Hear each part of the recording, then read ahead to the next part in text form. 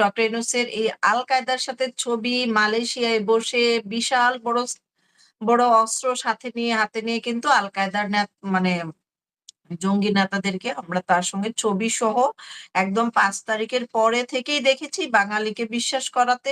আমাদের একটু সময় লাগে যদিও, কিন্তু যারা জানে, যারা মানে তারা কিন্তু ঠিকই বিশ্বাস করেছে। এখন সেই ঘটনাটা আবার নতুন করে আলোচনায় আসছে প্রমাণ সহকারে। মানে আমরা তখন ছবি দেখেছি, কোন লোকেশনে ছিল সেটা জেনেছি। সবকিছু জানার পরেও একটা জায়গায় কমতি ছিল যে প্রমাণ। এক্সাক্টলি প্রমাণটা যে এদের সঙ্গে লিঙ্ক আপ কি করে হলো বা এদেরকে দিয়ে সে কতদিন যাবত এইভাবে চলছে। সবকিছু মিলিয়ে আমাদের কাছে প্রমাণের কিছু তথ্যের অভাব ছিল। তো আজকে সেই তথ্য প্রমাণ আমাদের হাতে এসে পৌঁছে গেছে এবং অনেকেই এটা নিয়ে কথা বলছেন।